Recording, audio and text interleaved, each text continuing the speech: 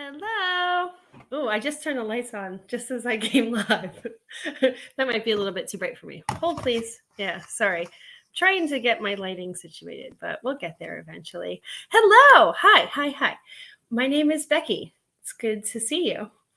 If we're new to getting to know each other, I am a full time reseller of pretty much everything.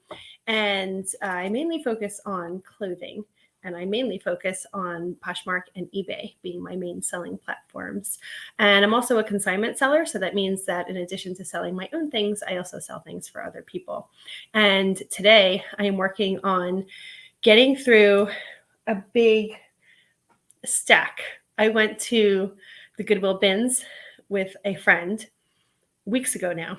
Time has flown, and it isn't a top priority for me to get through everything in my haul. So I have it stacked here, and I've just been kind of chunking away at it, getting it in the laundry and photographed and listed and whatnot. And it's been going well. So it's good doing it a little bit at a time. But it's Sunday around 4:30, and I have a little time on my hands. So I said, let me just sit down and come and kind of work through it a little bit more. So that's what I am up to. I am going to play with the lighting real quick. Let's see what I can do.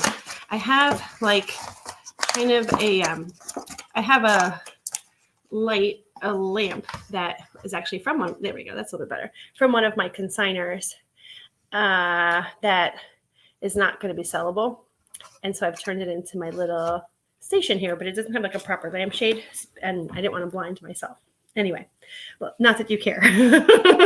So let me jump in. Here's my receipt. My process, it's very sophisticated, you guys. So let's see if you can catch up and figure out what the heck I'm doing. I write down what I have. Very sophisticated. And then I take the total, and then I get a cost of goods per item. It's totally sophisticated. It's very, very high end here, high tech. And I really just write things down so that when I list them, I can kind of know, where to attribute the cost to. Number one, I'm looking for my pad that I thought I put down here, but then I moved everything. Pad. All right, I will get a different pad. And then I forgot what I was going to say. I think I was saying that I just write it down and I keep track of it all. And I also like to see, like, how long does it take me to sell things and whatever else. I mean, I have other ways of tracking that, but anyhow. All right, I'm going to continue writing that on this piece of paper once this piece of paper is full, which it almost is. So what did I say last time? I think I was at 50-something, 60-something. No. Let me check real quick. Bear with me. 1, 2, 3, 4, 5, 6, 7, 8, 9, 10, 11, 12, 13, 14, 15, 17, 18, 19, 20, 21. Yeah, where did I get 50 or 60 from? Oh my goodness. Okay. So I'm at 21 items, and I have at least another 20 here. Woo! Oh, I know what that was. Oh my gosh. Don't tell her I hid my daughter's computer because she was sneaking screen time. And where's the best place to hide things from your family? In your pile of reselling stuff, where you say, don't touch my stuff. Don't touch my stuff. And then I forgot it was there. My bad. Okay. So I pick up things for different reasons, and I will try to tell you the reasons that I pick them up. And reselling, everyone has their own ways that they go about running their business, which I think is one of the most awesome things about this business, is that there's really no right or wrong way. There are some good best practices, some good tried and true things that work, but you do you, boo. Like, you do what works for you. And I will share why I do things the way I do them, but you might be looking at me and being like, she done crazy. I got these for my daughter. So they're a pair of Old Navy Pop Icon skinny jeans in a 4. Super basic, but they did have this little bit of distressing, which our school has rules on distressing. So I figure she can wear these to school and be appropriately distressed. Hopefully she's not distressed, just the jeans. But they're just basic. And they were like, look at the ankles. They are in nearly perfect unused condition. So at the bins, I think my cost of goods, by the way, is going to be about 80 cents to $1 per item. So at the bins, I'll take it. That's good for me. Hi, George. How are you? Oh my gosh, George, I have so many questions for you. We have so much to talk about. I feel like I haven't seen you. Well, I know you were on Glamma's live the other day, but I feel like I really haven't seen you in 100 years. What time is it? It's it's like evening time. By the way, those jeans were listed at $12 at the regular Goodwill. No wonder they made it to the bins. Who the heck is going to spend $11 on Old Navy jeans at Goodwill? You can buy them at Old Navy for like $15, $12. Here's another pair. Here's another one. At least these are Talbots. $12. 12? I'm not kidding. $12 for jeans. This is why they're not being purchased. 9:30ish. George, do you want to come on live with me and chit chat? Are you working or are you like chillaxing? If you're like on the couch or having family time, I don't want to obligate you to come on. But if you want to chat, I'm here for it. By the way, I forgot to check those pockets. I don't want to wash them if there's something in the pocket. I'm not going to get up. All right, I'll have to remember. Check the pockets. This is a Talbot's Petite size 6 stretch in like a darkish wash. I love selling Talbots, even though it is such a basic. So this is where you can laugh at me and be like, Becky, why are you bothering with Talbot's jeans? But for me, at like $1 a pair of jeans, for an easy, like copy paste my listing, easy flip, I should probably be more discerning, but it works for me. Petites, and I don't want to feel like I need to justify myself. I'm doing things the way I want to do them, but I know some people have different standards, so I feel like I should at least share my rationale, and then everyone does their own thing based on their own, where they're at, right? So I got a pair of Levi's. I think I mentioned it in my last video. I was not running comps a ton because one, when you're at the bins and you're paying by pound, you're kind of like, it's only 50 cents. It's $1 or $2. But also it just drives me so crazy. It slows me down so much. I would rather throw up a listing and have it sit for a while because I have the storage than sit and spend 20 minutes per thing I touch to run the comps. That's just me. George said, I was going to edit a video, but I'd rather be listing. Sure, send me the link. Are you sure, George? I don't want to interrupt your flow. Nothing's worse than like having an agenda or like a plan for what you're doing and then having it be hijacked by a lunatic like myself. Hey, George, want to hang out? It's like when your friend comes and knocks on the door like, want to come play? Well, you can, if you want to edit, feel free to do that too, or edit and then come back and say hi when you're done. That way I'll hold you accountable to getting your other work done. I don't do, just sending George the link. I don't do recorded videos, and maybe I should start. I don't know, but I just jump on and start jabbering away and shooting from the hip. I guess if I did them recorded, I would actually have to think about like, what am I going to say? What am I going to talk about? What is going on here? Okay, so these are a pair of Levi's, and what I started to say is they are a pair of 550s. I don't know all the Levi numbers. I probably should. So if you are watching and you know a thing about Levi's, please educate me. I obviously I have the internet at my fingertip. I can look these up, but I wasn't about to. So they are size 36 by 29. And they're kind of like this. Look at this color. What do we call this color? It's like, I guess they're khakis. Are they khakis? I can't tell. Are they khaki or are they gray? Well, my shirt's gray. And this is next to my shirt, but this is like a cream. Oh, hold on. This is this is khaki. Okay, what do we think? So it's like a gray khaki. We'll call it gracky. Gray khaki. You heard it here first, people. I am making up new words. Gracky. Did I check these pockets already? So, what do we know about Levi's 550s? Well, my friends, we're going to find out, aren't we? Hey, how's it going? Is that Heidi? How are you? Heidi, George is about to come on live. Do you want to come hang out with us for a bit? I don't know what you have going on, but I have like a million questions I want to ask George. And he said he was going to let me distract him. He was going to start editing videos, but I interrupted it. Oh my gosh, I'm checking these pockets. The brand is Built Right. I just checked these pockets. These pockets go on for miles. Like half my arm is in this poor guy's pockets. Heidi, if you are in the mood to come on live and be on video, just drop it in the chat, and then I will. Can I send you a private chat? I think I can private. Oh no, I can only private chat with people in the studio. I'll only if you want to join us. I'll drop my email in the comments, and you can email me. And I'll hope creepers on the internet don't take my don't come and steal my email address. Not that you can steal it, but I don't want to be like spammed or whatever. So, Heidi, you are so informative and you know your stuff. Do you know anything about Levi's?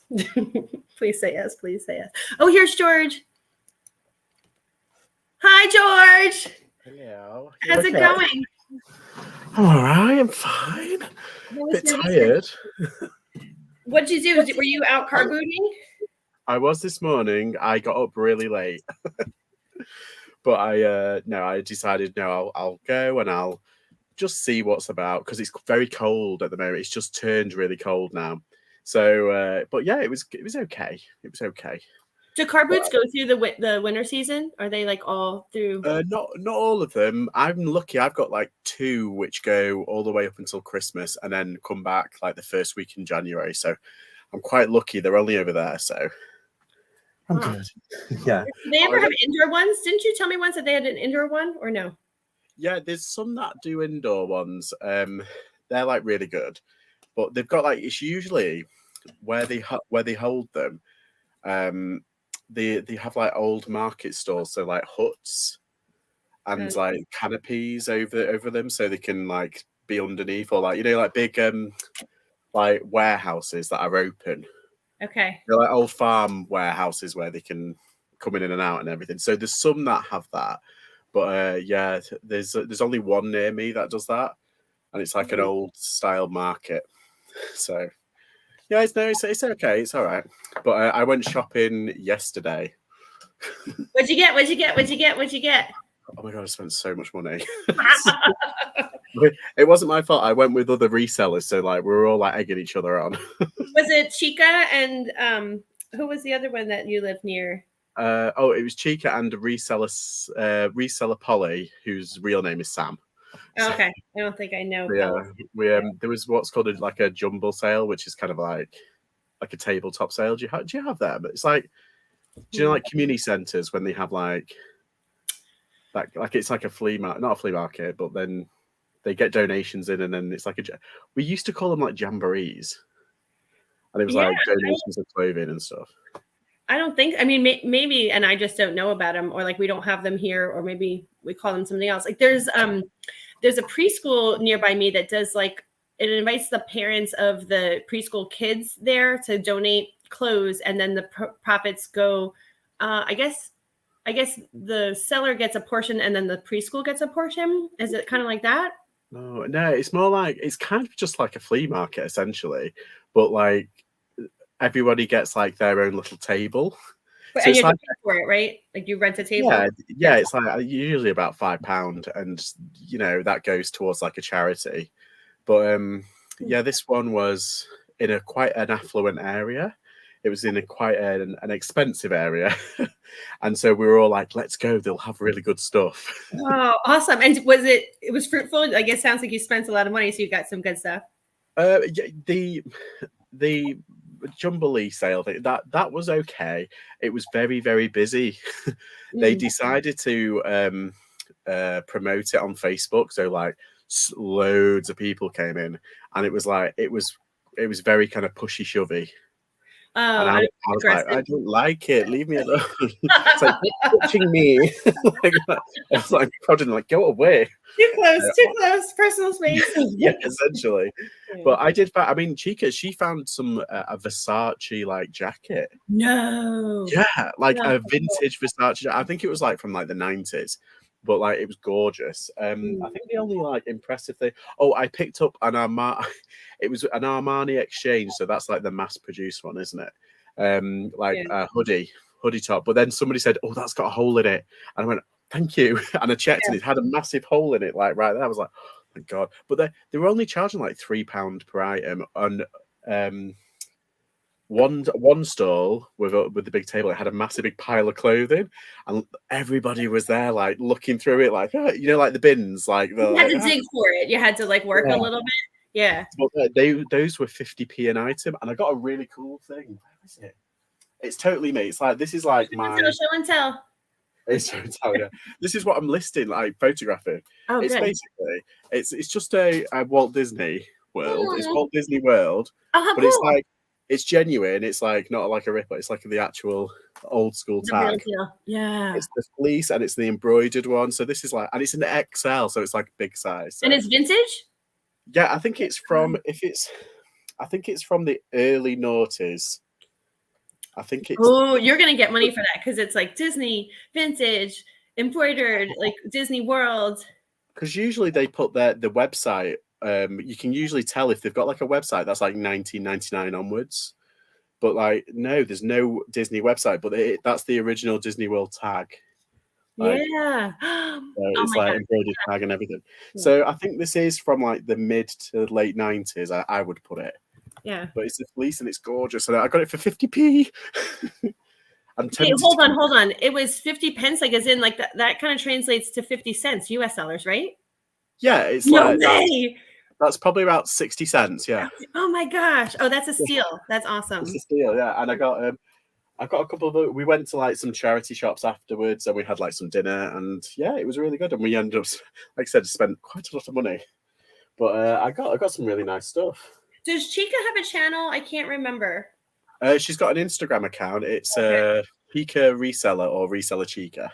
Okay. Yeah. And Sam, she's got a channel. I think it's called Sam's Adventures.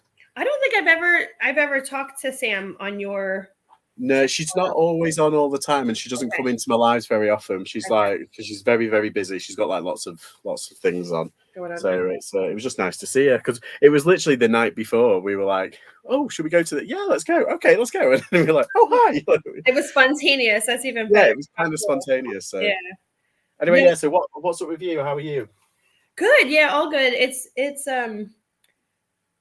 been kind of like an interesting week. So this week that passed was the first week that both of my kids were at school Monday to Friday, the first time since the start of school, because it's been one thing or another. And so I just feel like this was like my week to reclaim life, take things back, get back on schedule, get back on my listing schedule.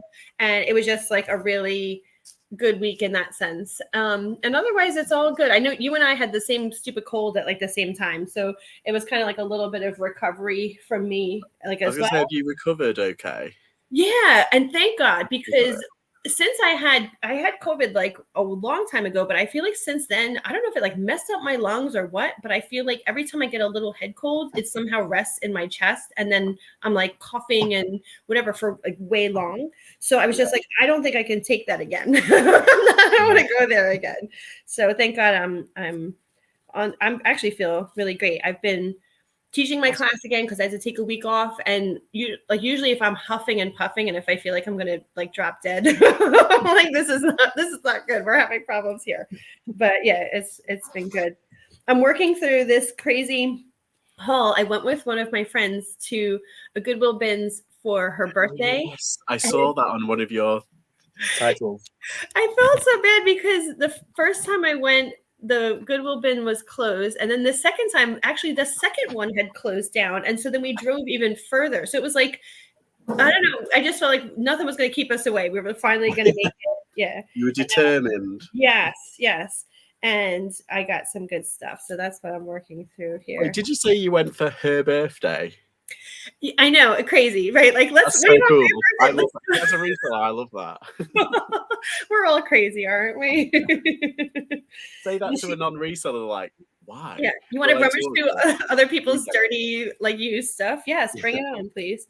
Well, Exactly. she is a brand new reseller, and she had never been, but she's like heard about it, and she wanted the experience because really, like, let's face it, it's not like anything else. Rummaging, like you were just talking about at the place you were at, just like that sense of digging for it, finding a gem, finding a treasure, whatever. There is like a little bit of a rush, and we were planning to go for a while, so like I mean a long stretch of time. So just like when you can say I'm going to spend hours rummaging and looking for a gem, Yeah. she was just looking forward to it, and then I felt bad that it didn't work out, but it all ended up okay in the long run.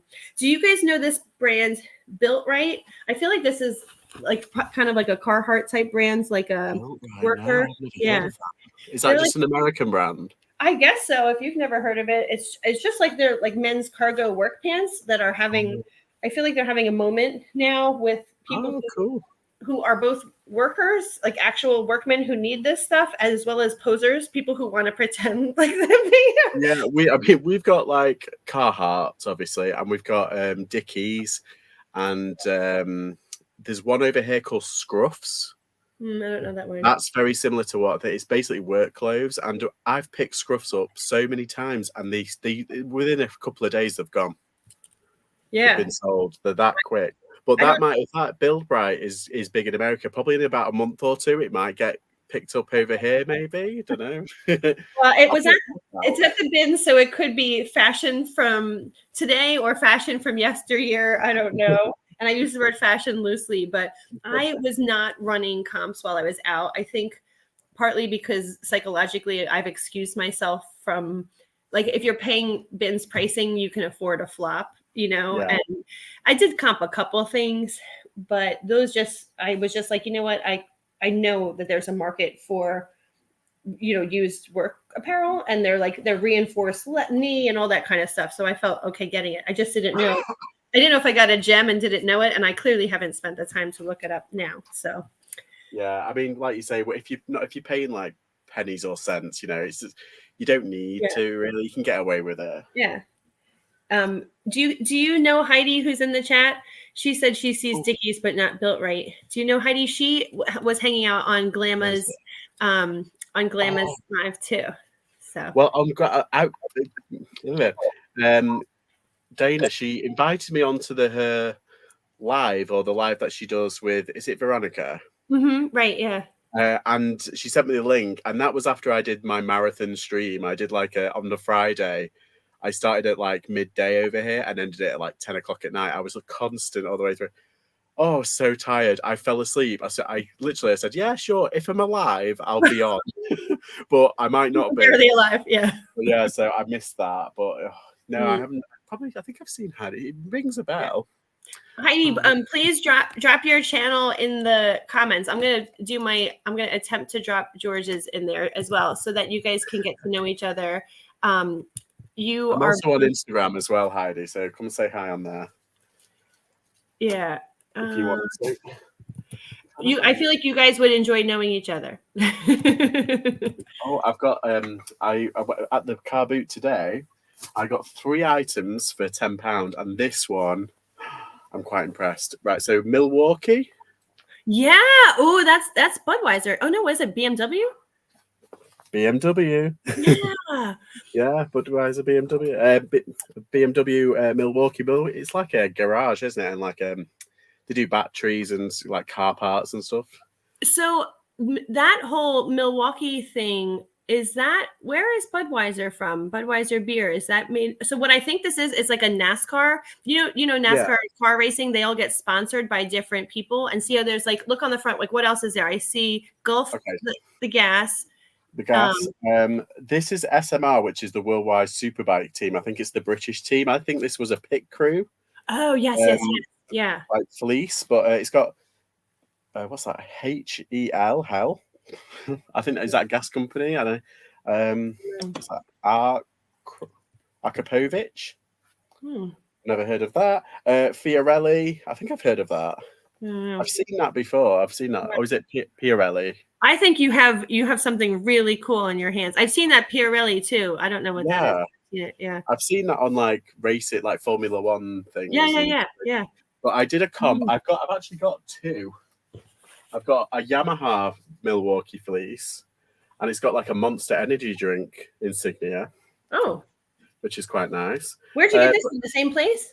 These are from the site. So it was £3, basically 3 items for £10 on Oh, this clothes store. And this is a brand. It's called Sunderland of Scotland. It's a golf outdoorsy brand, and okay. it's I usually do quite well with that. It's kind of bread and butter. It's like about £20. It's like not very high yielding, but it does sell quite quickly. Yeah. But these, I did a comp on this one, and this one there's only one that's sold, and it's in Europe, and it's sold for £128. Oh Like my God. the equivalent to 100. Yeah. I'm like buzzing. I'm like, You should be.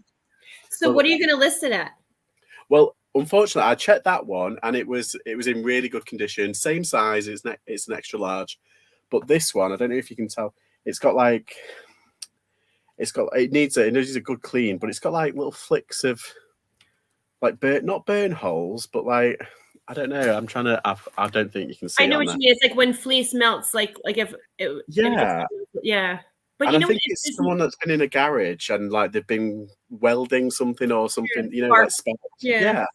So there's only like a couple of them, but if there's only a few of them listed, I say like list it high and see what you get for it. there's none of this one that's listed. So this is the only one that will be listed, but it's not in the same condition as the other one. So I think if I put it up for 100, I think that's fair, and then accept anything over 75 because I paid £3.30 for it. I think I'll do okay on that. So why would you not list it high if you have a one? It's not one of a kind, but if it's the only one, yes, I could. Yeah, I could put it up for like 120. Why not put it up for like 190? Like, why would you not? Ooh, that's it. I don't know. I don't think I'll try it. I mean, what I'm going to do, I'm going to put it in the wash. I'm going to get it really clean and everything. Yeah. There's like stains on there. I think that's grease. I think that's like car grease on there. But like gas or something. Yeah. So I don't know. I'll have to see. I'll see how it turns out. But I could put it up for 150 to. Maybe well, so I don't know. Like this is a learning experience for me. Whenever I have something that's rare or a gem like that, it's like listed high. I mean, you have to be willing to go back and touch it again and like lower the price. But if you're not like in any, like if you don't have storage hurts, like if there's no reason to like have it bother you, list it high, baby. If it's like the only one that's listed, and then drop the price, you could get $300 for it. You have no idea. And like, who's to say that the person who listed it for the other one for $128 knew what the hell they were doing?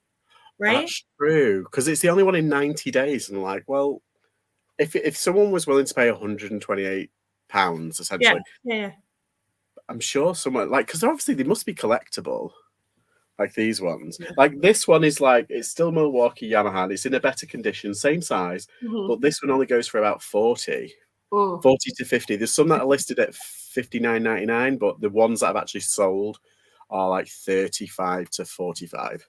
So yeah, this was quite popular, but like this one, there was none on there other than the one that sold. So yeah, I think you're right. I think I might put it up because you can always negotiate down. Negotiate up.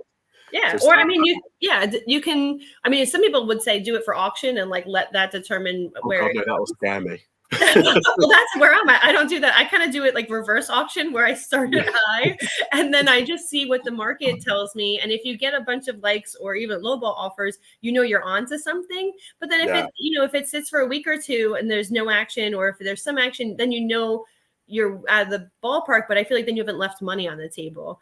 But maybe I don't have the right.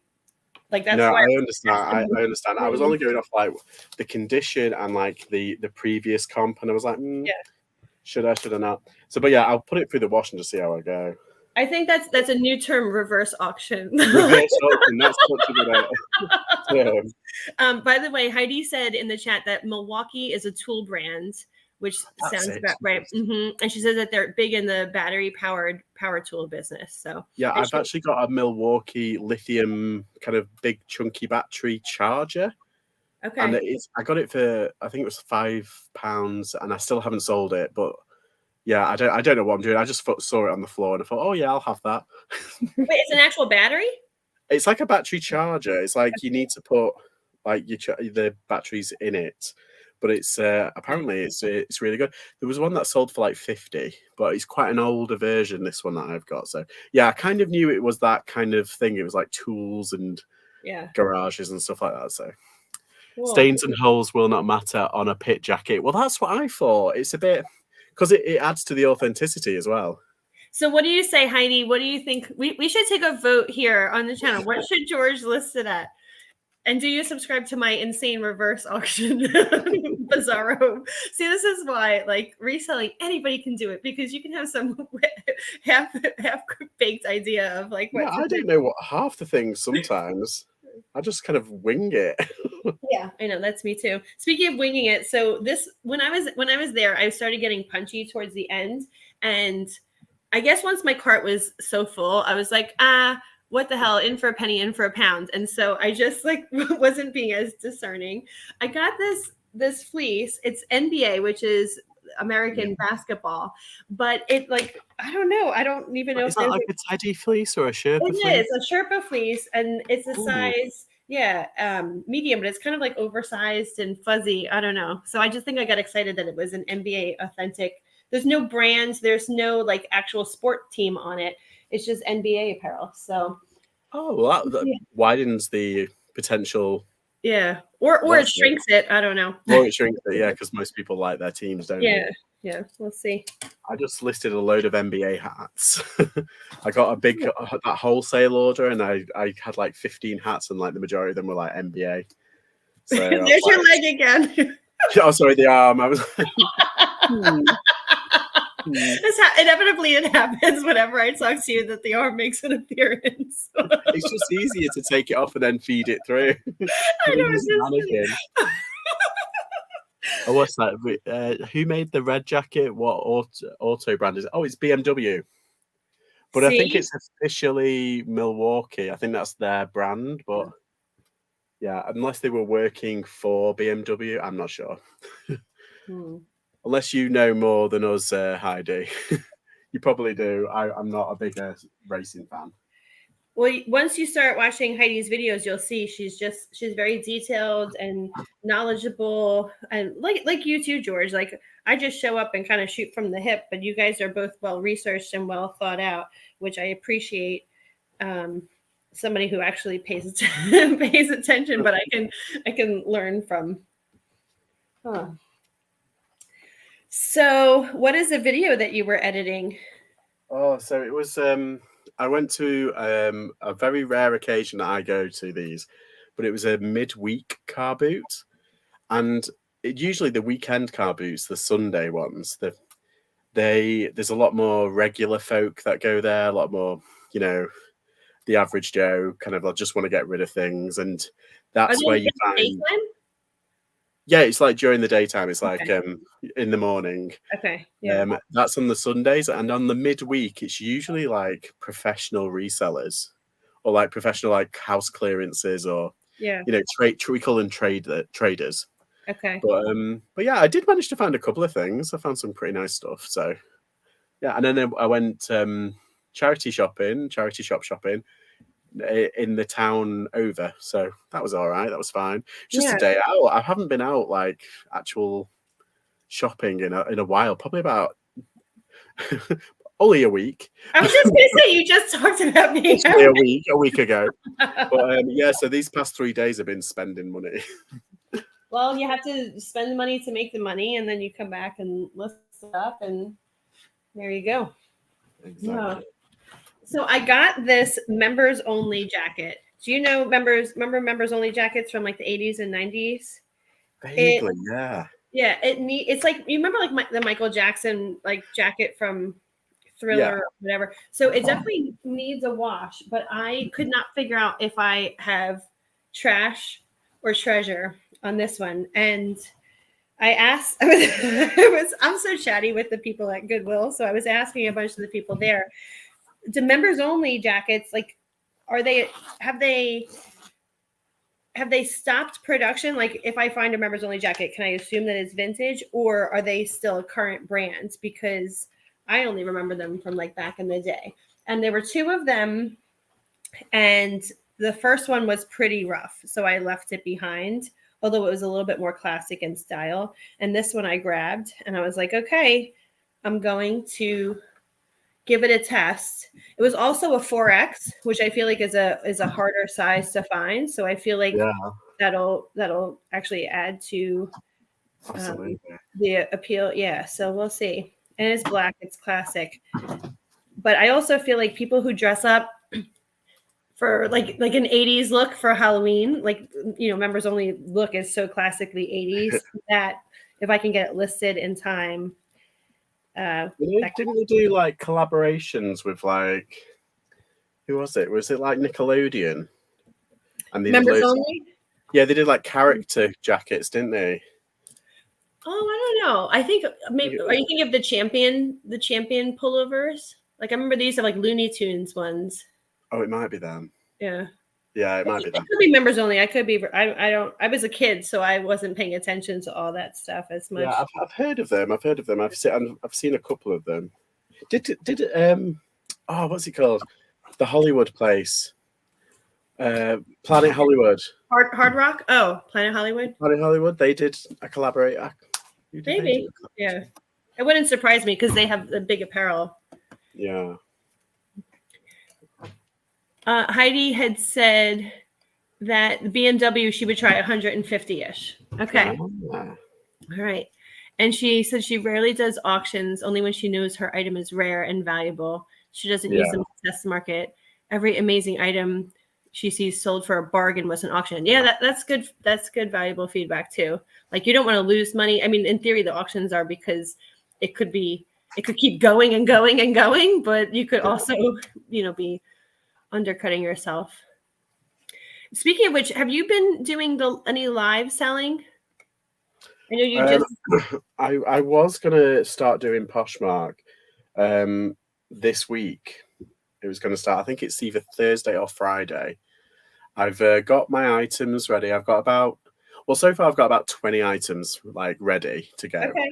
And I want to possibly do about 30 or 40, like do a full set and just spend as much time as I can trying to drum up business and because at the moment it's still not as, Poshmark is still not a big platform over here, and it's mainly other resellers that are into it, and then like their family members. It's not like a big thing yet. I think they are going to start promoting it, but only in the new year. Right. Okay. So it's still on its infancy, unfortunately. But I just want to get ahead of the game, and I want to just try it out.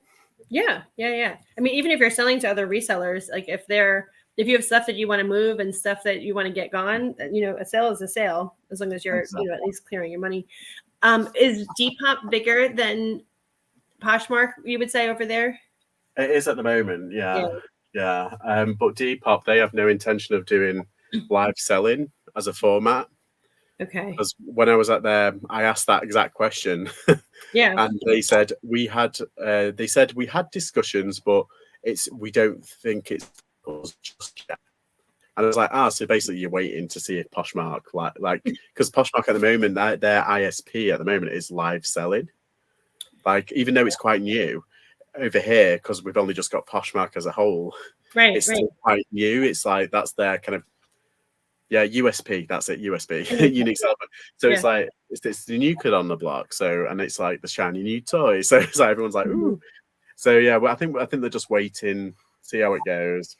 Well, Poshmark has added here, so they've like really like leaned into the whole live selling thing. They just added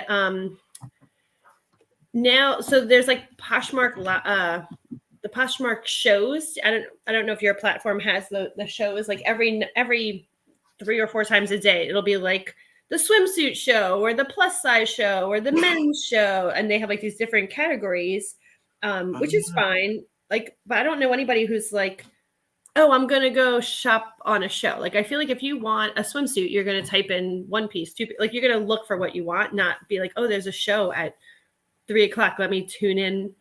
Is that actually run by Poshmark like employees, like, and then you just put things in their tray? It's so the Poshmark employees determine what the show category is, and then you could sign up to be like a party host, and then these party hosts select things that they see on other people's, like either you'll have like a group that you're part of or friends or just other people's random posts, and then you'll get a little message, I've selected your item for my Posh show, come and join me, and like they create this whole hoopla around it. But again, I've never had somebody buy from a show, and I've had a lot of things featured in these shows, number one. Number two, I personally, if I want something, I'm going to go and search it. I'm not going to wait for some show time or whatever. But anyway, now they've added this new feature. So Posh Fest is like the eBay Open. It just happened. And they're like, we're announcing we're adding live selling to the Posh show. So now they're adding like a whole other thing that's happening. And I'm just kind of like, is it, yeah, well, I still haven't wrapped my head around.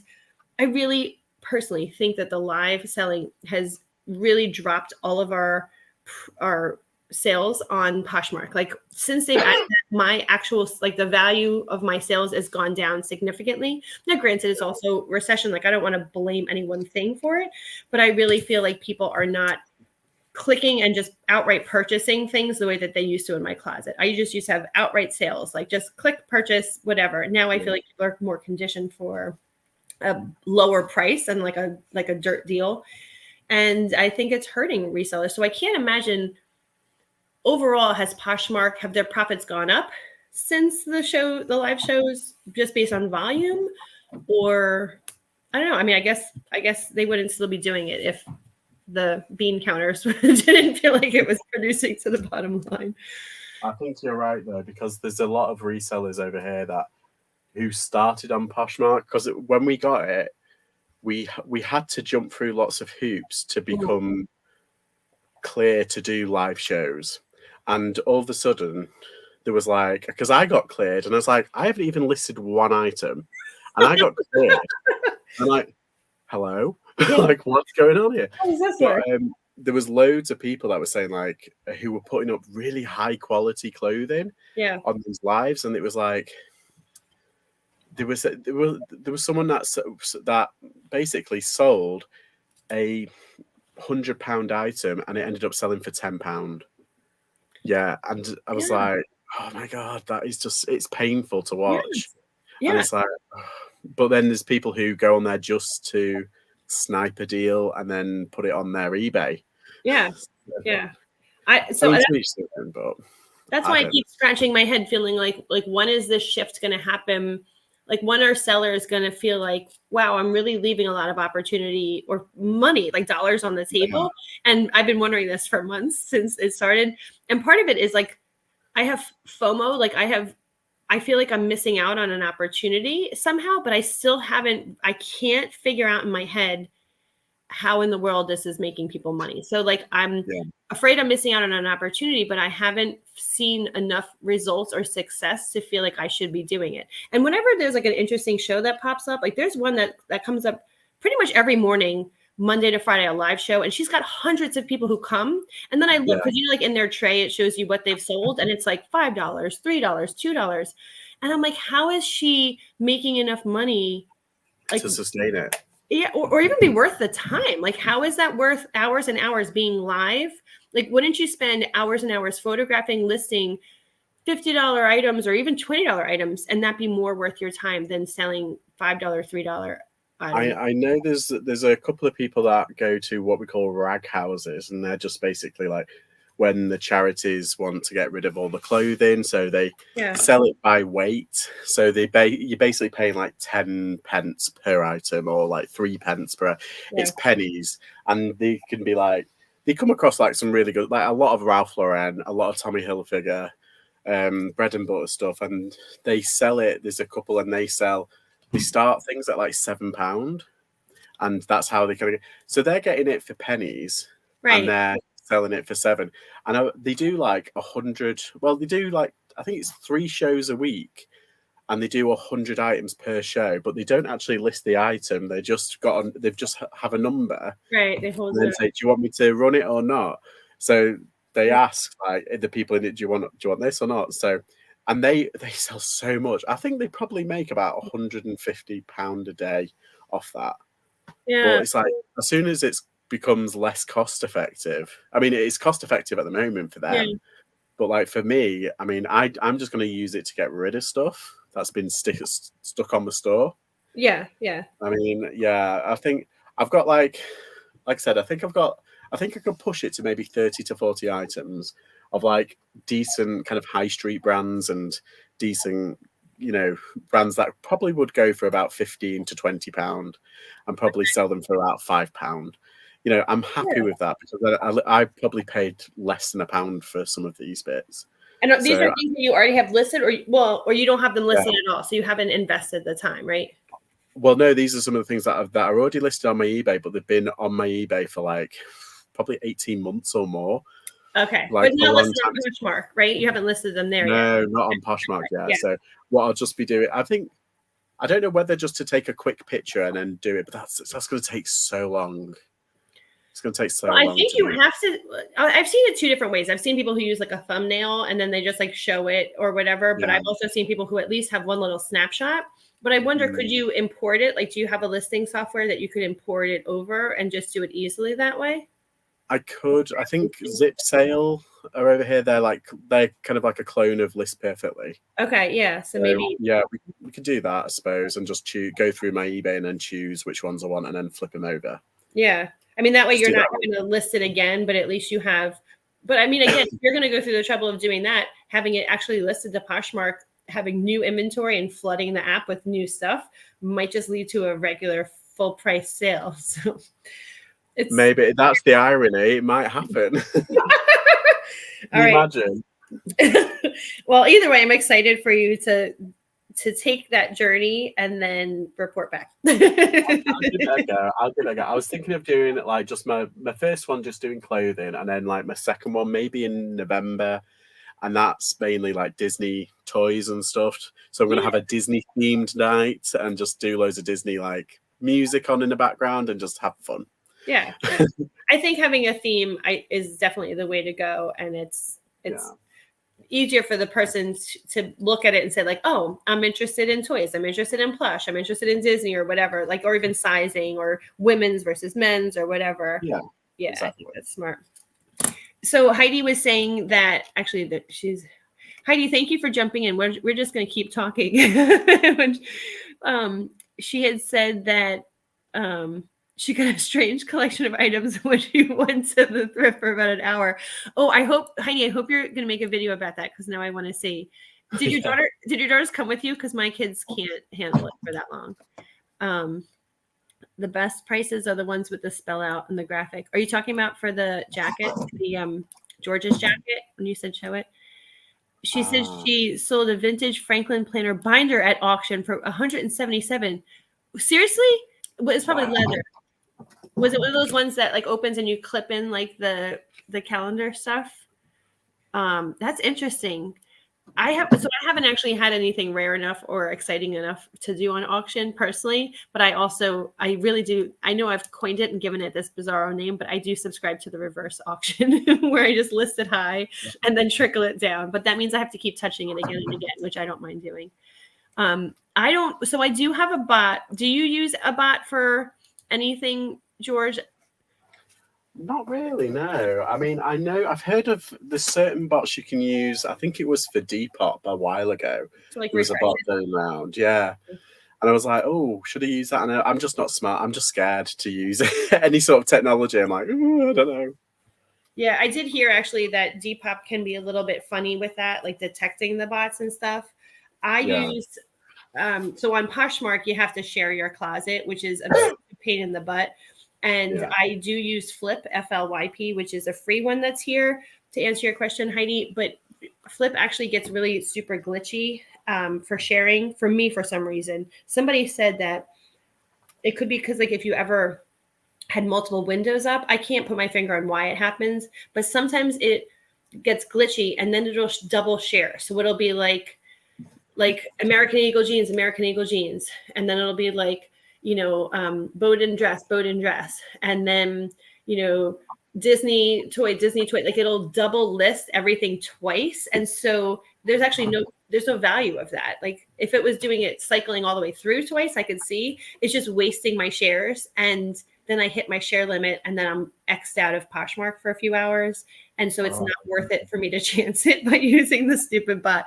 I use it maybe once a day to share, if that, and otherwise it's not working for me. It drives me absolutely bonkers, to be honest. George, you'll enjoy the whole sharing thing on Poshmark once you get cranky with that, if you get cranky with it. Well, I've always like shared like so many. I haven't done a lot yet. I mean, I don't know. I do have a lot of. So there's one person that seems to share loads of my items. I'm like, oh, that's very kind of you. But then she does it like every day. That's her bot. That's her bot. Yeah. Yeah. So when you have like bots, you can have your bot set up to share other people's things. And then in theory, they kind of want you to like return the favor. But sometimes you get stuck in there like in a glitch and then it can mess up your closet too. I've had that happen. Heidi said, in her opinion, live selling is an emotional thing for both buyers and sellers who enjoy it. All right, let me think about this. Sellers are willing to take less profit and more risk because of the thrill. The sellers, yeah, but yeah, I agree with you. And I do think like there are some people, like somebody, I was watching one of them and she was the buyer put a comment and she was like, all right, I need to go now. My credit card is screaming at me. I've bought way too much from you, blah, blah, blah. And I'm thinking, wow. Like, I guess she got caught up in the thrill of the live selling, the live experience. Buyers are in many cases compulsive shoppers. Yeah, I agree. Who can afford Poshmark more than QVC or HSN to get real profits? You need huge following. Otherwise, just isn't enough competition, in her opinion. Yeah, and that's kind of where I'm at too. And like, I wonder, like, part of me is that FOMO is like, okay, well, should I commit to having a little bit of a show and then getting regular? And I do feel like, you could like kind of like now, like you talk to people and you're showing things and then you have people who enjoy coming to hang out and buying things and whatever. But again, I don't want to be willing to sell things for such a little return. That's the part that hasn't resonated with me. If I was selling, and maybe I should just go on and keep my prices like highish and see what happens and just be like, this is not a $3 start. I'm sorry, not sorry.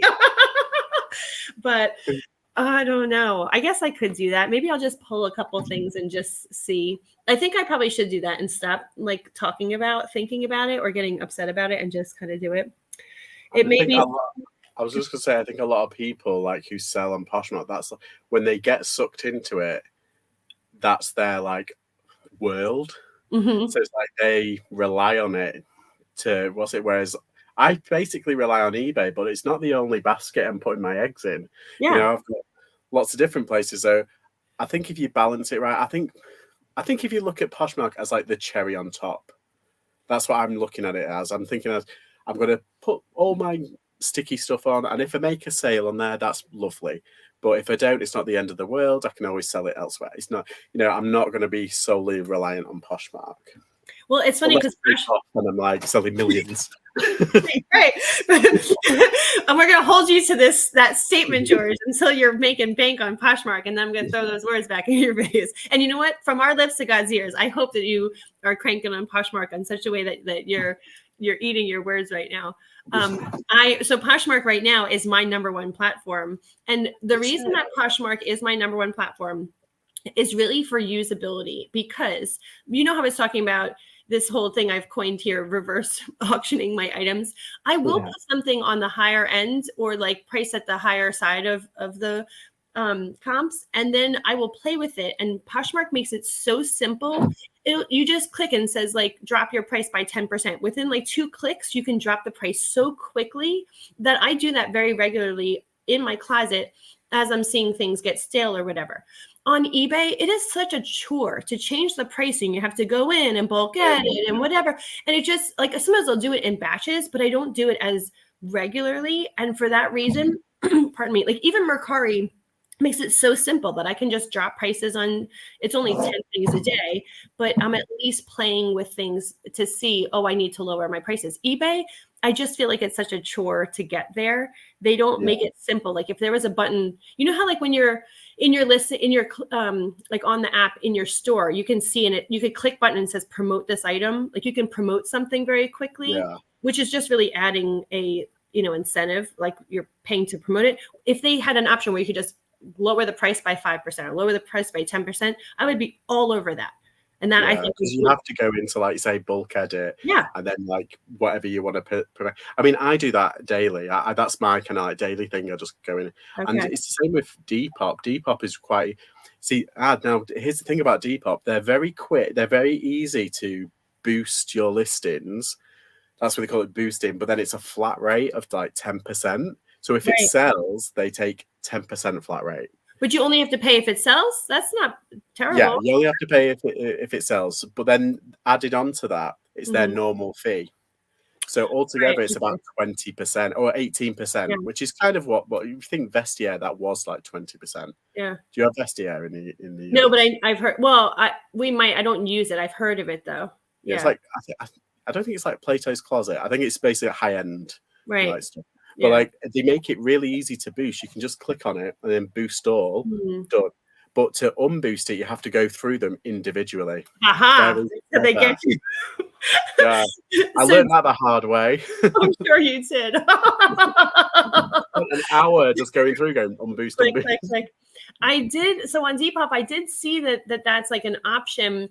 I also offer free shipping on Depop. I don't know why. It was so clunky, I think, just getting the shipping set up. So I do have my prices a little bit inflated there to accommodate the free shipping. But I think that my prices on there are high enough that I could probably go in and promote everything and sell it at that discount, because I've since lowered the prices on Poshmark because it's easy. Yeah. I've done some bulk edits on eBay, but maybe I should look into that, because Depop is like crickets for me. But it's It's much smaller. Like I don't know how many people are on that platform, but it's a lot less than the UK for sure. I was gonna say I sold 2 things yesterday, 1 thing today, 2 things like the day before. But like I'm boosting some of my items, but not all of them. But yeah, it's really easy. And what I like about it as well is if you go into I've got it up. Where is it? I'm gonna look and see if I can do it now. Keep going. Like there, like discounts. So I can click on there and it'll do all of them, set discount, and it starts at 5% and then it goes up by 5 increments. So you can do 5, 10, 15, 20. Oh, I do see that. I do, and you just click. I do have to discount it. Yeah, okay. That is so good. And the thing is, it looks like they're getting an offer as well. Like, oh, look, it's reduced. It's like, oh, it's discounted. So I like that function. But like eBay doesn't really have that. Although it does have the thing in a is it the seller shop where you run a discount? It does actually have that, but you have to go in and play around. It's like, oh, it's very old-fashioned. They haven't caught up with the times. Yes. And I love how eBay has so many options. I love that they have international shipping, which the other platforms don't all have. Like there's so many wins to eBay, but there are so many things that are so antiquated and clunky that I'm just like, there's been enough other apps that have these functions already. Shouldn't they be like looking into it?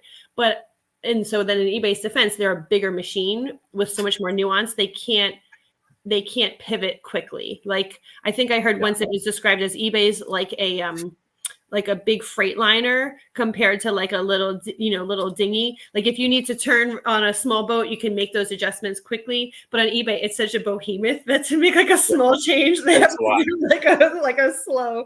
That's a good way of putting it. Yeah. So I dog them a lot because I feel like it's not easy to interface with them sometimes, but then I also have to give them a lot of credit because they have a lot of things that help my overall business compared to some of the other platforms. So they do have like the most eyes as well, and the most like buyers. So it's like, but it is technically it's still my like my number one like income at the end of the day. But I'm trying to reduce it, not because out of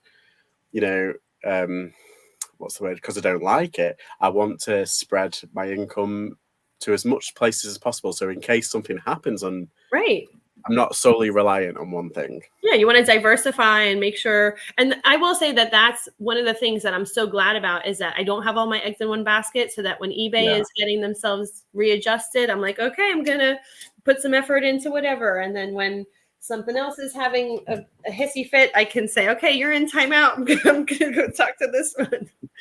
Oh, my members only jacket. Let me go get that, Heidi. So you can, I need Heidi, the expert, to weigh in on this members only jacket. I think Shagan's in today. Hi, Shagan. Oh, hey, I didn't get that far yet. Hey, Shagan. When did you? Oh, you've been on for like a little bit and we didn't get to say hi to you. I'm sorry. Do you want to come join George and I? And Heidi's in the chat, but we're hanging out for a little bit. Heidi said she thinks that the live selling might be sustainable, but the growth potential is limited. You need low cost of goods and put no work into them. But isn't being live for hours? Like there's someone else who she actually used to be on YouTube. Her name is Macy. Her closet is, I think it's called Blue Consignment. And I love her thoughtful approach. She was very, I think she used to be an accountant. So she had like a very mathematical accountant approach to running her business and her YouTube channel. She still has a lot of great old content on there, but it was really fantastic hearing her approach. She's soft-spoken and kind and gentle. Like she just was so easy to listen to. She stopped doing YouTube because she's doing lives, but I follow her lives on Poshmark. And I just see her. She's on, I think she does Friday nights or maybe Thursday nights. And then like almost all day Saturday and almost all day Sunday, or maybe that's what it seems like, but she's on for hours and she's lovely to watch and she's selling and she's listing and holding things up and measuring and selling the sizzle. And I just think she's still working really hard. Those are hours that the rest of us are photographing and listing. So what is the trade-off? So I wonder if her profit, maybe her percentage is actually smaller, but her volume is bigger. So she might be making more money, but then her turnover, the percentage is probably a lot smaller. But even still, so like I agree with you, George. I totally agree with you. But like even if she's purchasing things for really low, right, which she would have to be to make this sustainable, just hour for hour. So like dollar for dollar, I get it. But hour for hour, which is a better expenditure for time investment? I don't know. I don't know. Am I beating a dead horse? Maybe I just need to do it and try it. So Heidi, here is the members only jacket. I don't know to tell. I looked at the tags. I can't quite discern. Here's the tag. I can't quite see if this is current or vintage. It does have the classic like epaulette shoulder. I know it's like black, so it's kind of hard to show. Here, it's got like the fabric sleeve, the classic like pocket, and then it has the little strappy thing. Where did it go? Here, that goes around the collar and loops through. I don't know if it's a really good way to show this, but it seems to me like a classic members only jacket. I just can't tell if it's modern or not. What else can I show you to help educate me? Try Google image search. I think I want to launder it, and then once I go and have it ready for after I do my photography, when it's ready for listing, I'll run it through the filter and just see if it's fact or crap. there's a board game or like a family game that's called fact or crap. And you hold it up and you just decide. So this can be crap or valuable item.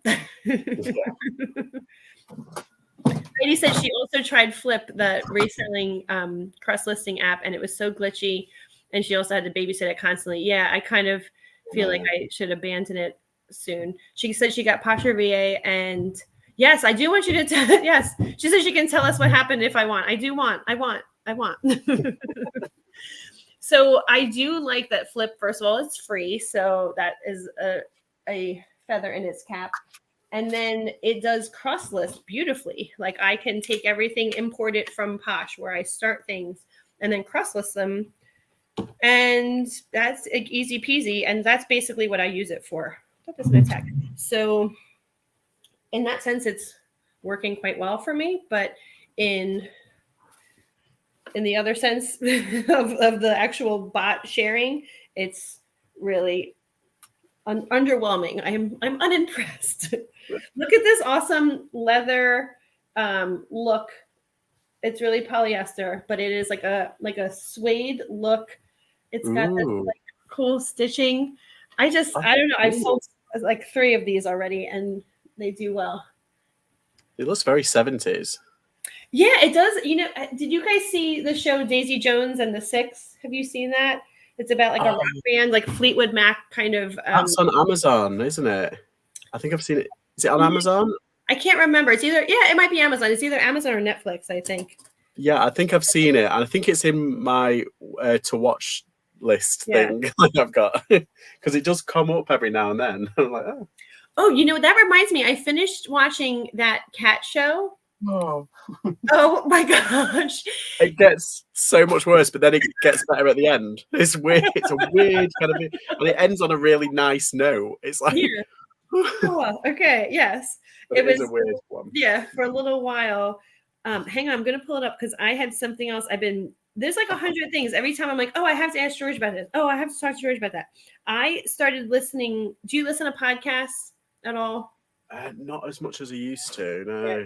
So there's one that's called Scamanda. It's like the girl's name Amanda, but it starts with SCA. Scamanda. Is she a Harry Potter fan? No, why? Is there someone named Scamanda in Harry Potter? Yeah, Newt Scamander. He's like the Fantastic Beasts fella.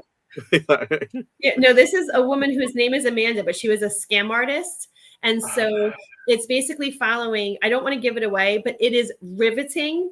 And I wouldn't be surprised if they turned it into a movie. She basically like lied to all these people about being really sick with cancer and got people to donate thousands and thousands of dollars, trips, events, all sorts of stuff. And she just smiled and scammed the shit out of everybody for like years. Yeah, it's really cool how they shared it. And it's only like, I don't know, like 2 hours or 3 hours. No, maybe more. Hold on. Ooh, I'll look it up. Yeah. I'll look it up. I do like things like that. Like, what's that one? Is she German? That German girl, Anna, Inventing Anna. Is that scary? Because I see it all the time. No, okay. No, it's not scary. It's just very it's very smart. What's the word? It's very convoluted, like because she told so many lies to so many people. Okay. It kind of like it follows like the journalist trying to unravel them. Okay. And like it's almost like how like Hannibal Lecter was playing games with Clarice, and he was very kind of this Anna person is in prison and she's playing games with this journalist. And is it's it like, real though? Is it? Yeah, apparently it's a genuine. Like, no. She's still in New York now. Like she's fighting because I think they want to deport her back to Germany, and she's fighting it. And she's like totally kind of like delusional. She still thinks that she's like really popular and really kind of like it's hilarious. It's quite funny and it's quite cringe, but at the same time, like, oh my god, this actually happened. Yeah, she's got the audacity to do it. I'm like, oh, isn't it funny how like some people like really are like. They believe their own lies and they really are just mental in the sense that like they believe something happened or they believe something's okay or to just be so out of touch with reality. I mean, you got to feel bad for that. But so I've seen that show, but you know me, I can't do scary. And so if I see it, I'm like, oh, it's not scary at all. It's not scary. Okay. It's just more like a thriller. It's more like just a drama. It's basically just like this news reporter trying to uncover the secret of this girl.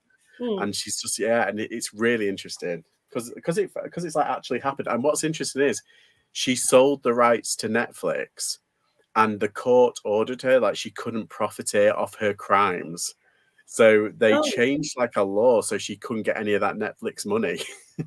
See, that is I'm so glad to hear that because it's like you don't want to like glorify people being naughty and doing bad things with like the thought of, oh, look, you can turn yourself into some kind of show and get famous. Yeah. Well, you should if you have time to just put in like earbuds while you work or whatever. Scamanda is very, very good. And if you get around to Daisy Jones, which is how we started talking about with that coat, because that coat is very Daisy Jones. It's based on a book that I actually really enjoyed. The book, I think I read it for book club, and then the show was really good. And they all sing, like the actors and actresses like perform their own stuff. So like just to see that talent of, I feel like that's a rare thing. Like, right? Didn't that used to be like, you know, Sonny and Cher, like they used to actually sing and perform and be themselves, but it's cool to see it in Hollywood as well. If you like that kind of stuff, which I do. So look how nice this is. Here's another Talbot's. It is, I guess, what is it? Like poplin? Is that the right word? It's a Talbot's jacket. It's beautifully lined. This is just cast off at the bins. I can't stand it. I don't know. It's a woman's work jacket. I always love it when I see something that's like, that deserves a good home that has just been overlooked somehow. My gain, your loss, people at Goodwill. They probably had it priced for like $25, like all these other things. Oh.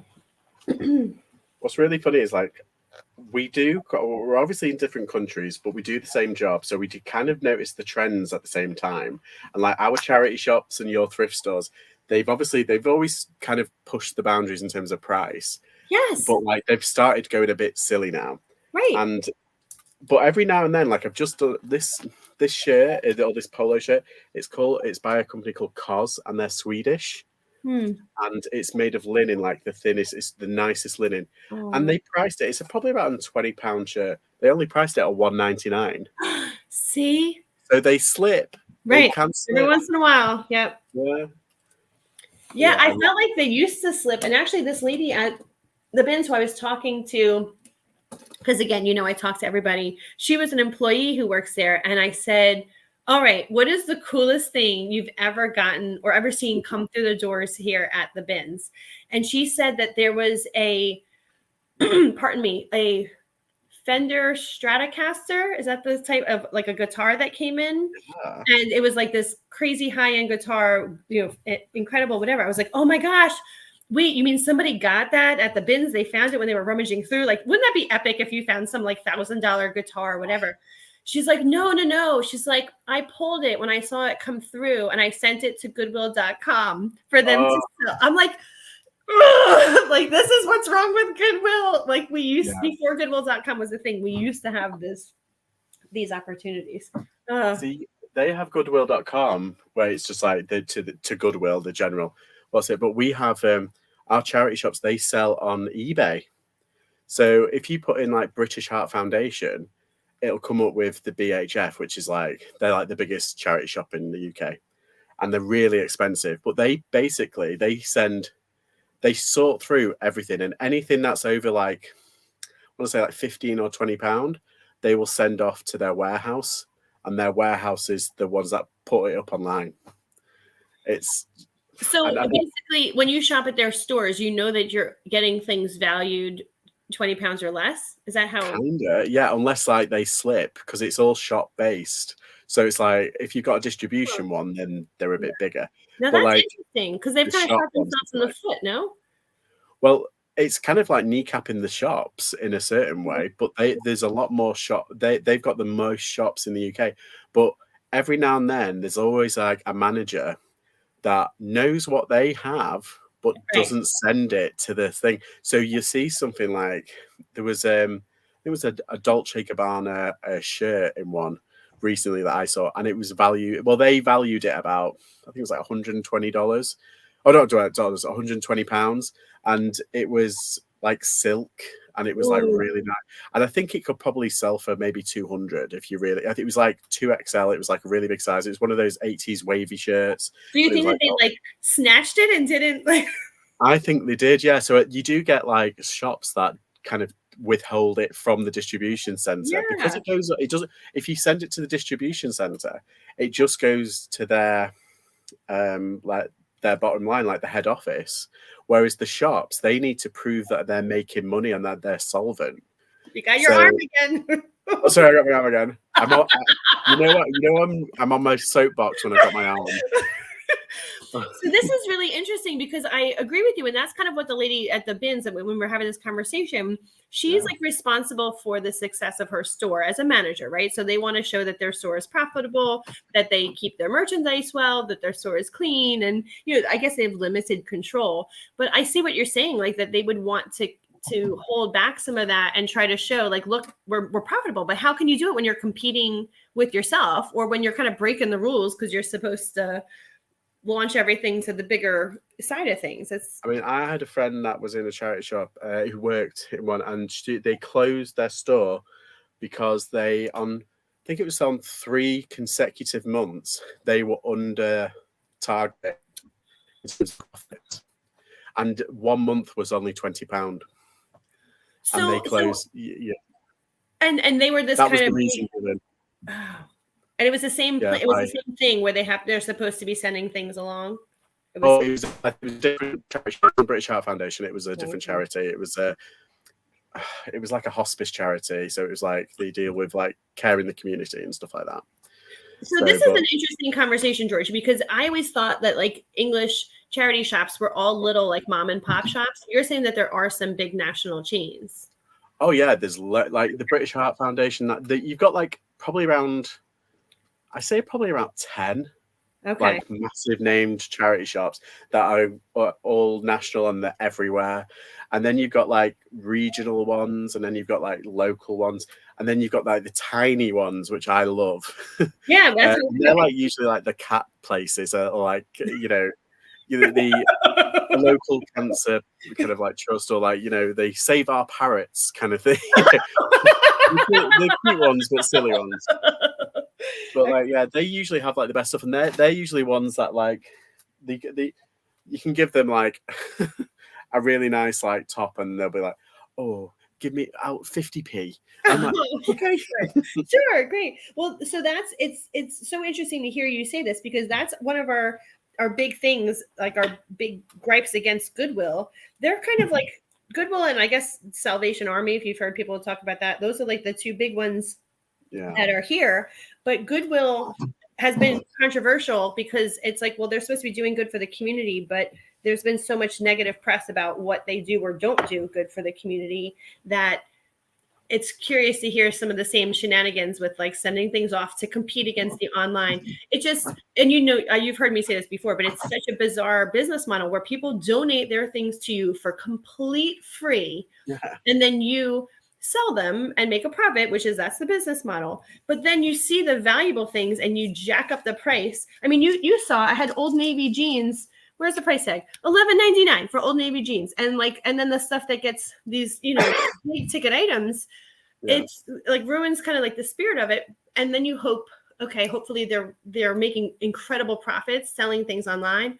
I hope that money really does go to such a good place. And then you find out like a regional manager in like, Florida is earning like $1 million. And it's like, of that money. Yeah. And it's like, huh? And yet they're workers. Some of them are volunteers, but a large majority of them are people who need the work. So that's what they rely on. Yeah. They're getting paid peanuts. Right. And then the CEOs are making bank, and it's like, oh my god. Yeah. I think the CEO of British Heart Foundation, I think because we're quite transparent. We're lucky because we have Freedom of Information Act, so they have to publish their incomes, right? And it's usually published, and usually every like other year, like a paper runs like, oh, how awful is this? These charity bosses are earning. So they always do an outrage piece, and it is outrageous. Yeah. I think the UK Greenpeace, I think he was on £750,000. Yeah, wow. Which is probably around $900,000, something like that. So yeah, and I think the British Heart Foundation, I think he was only on. To be fair, I think he was only on 350,000. I think I remember that was a while ago. That was 2017. But still, anyone who's making hundreds of thousands of dollars a year of theirs or pounds of their salary is on a charity. You think about. Yes, it's a business, but you just hope that these people have a benevolent heart and want to like contribute and do good. And again, maybe I'm speaking.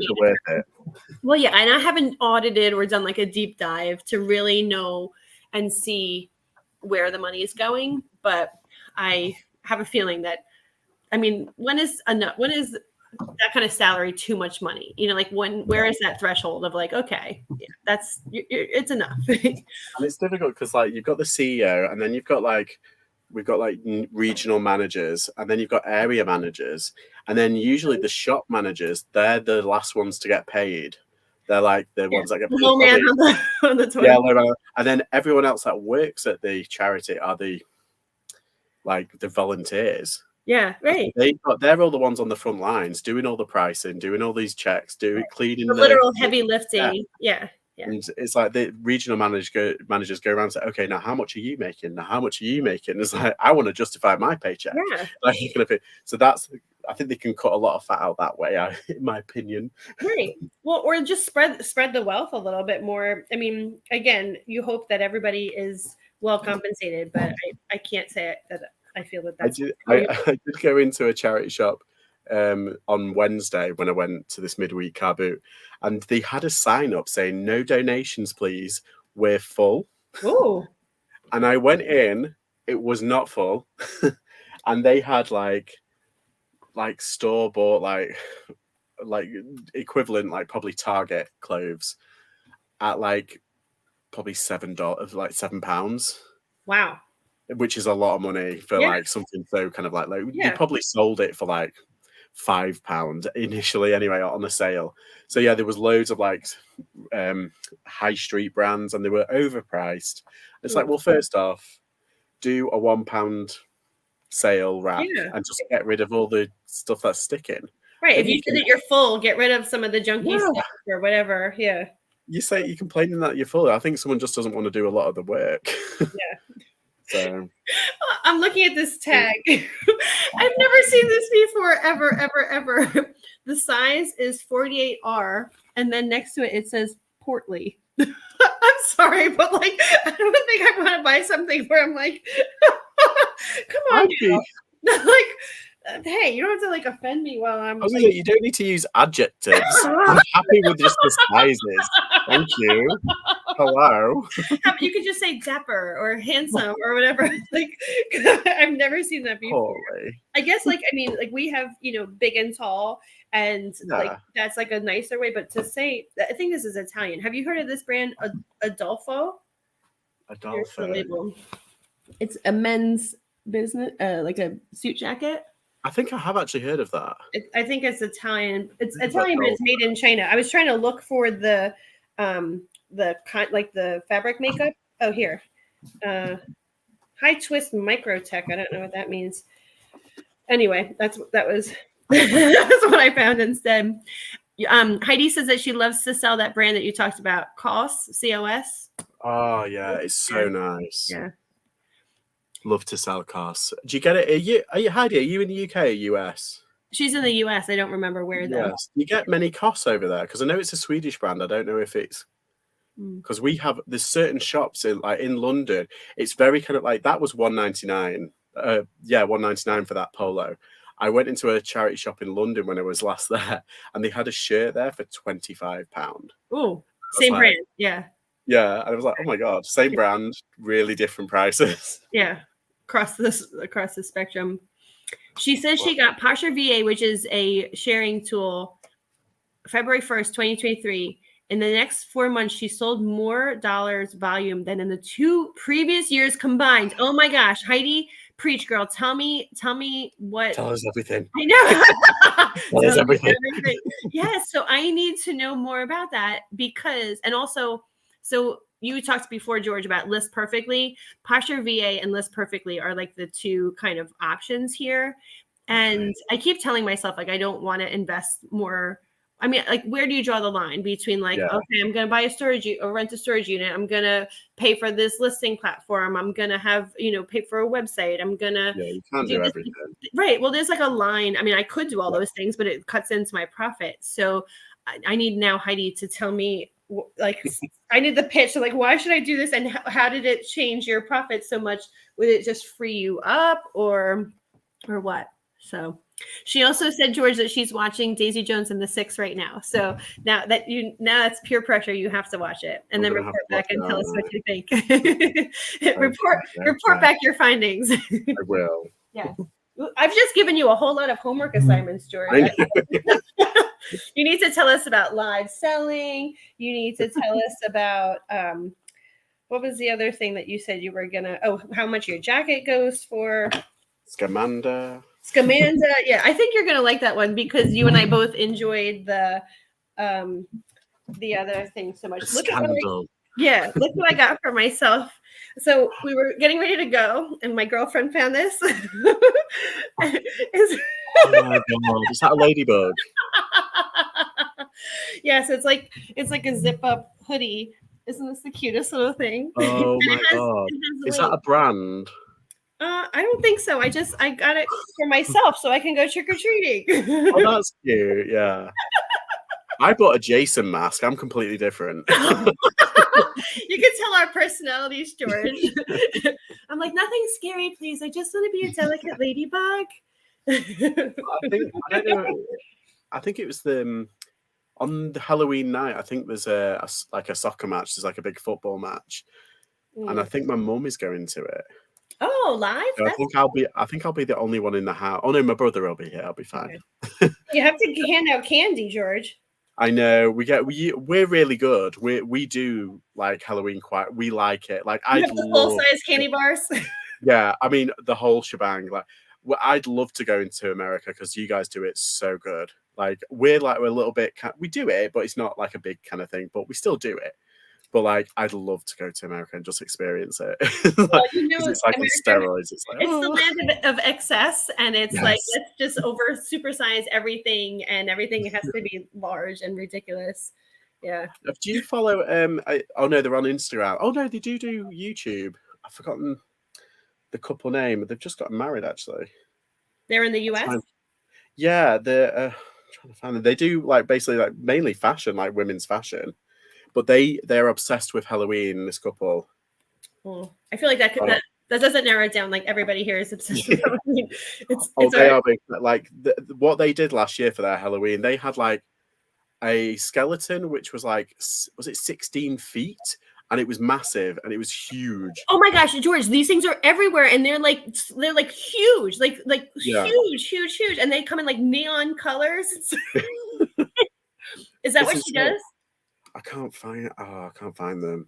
These huge skeletons are crazy. They are all over the place. And also people I guess because they're so ridiculous to keep them out, or to put them up, people keep them out then like all year round. And then he'll have like a Santa hat on, or like one of them has like a sleigh that comes, and then like he turns into the Easter bunny. I'm like, it's a skeleton and it's like 15 feet tall. It's crazy. Oh, I want to go and just experience it and just go. It's like I suppose it's like Christmas. Like the Christmas decorations are just amazing. Like we do have quite good Christmas decorations sometimes. But it's like some people like over the past couple of years, and I don't know if it was COVID that kind of put a dampener on things and like the lockdowns and everything. But during lockdown, like they kind of everybody was obsessed with it, and then the year after, everyone was like, "Oh, we can't bother now." Right. Everyone had time on their hands, and then we're back to But now it's like, nah.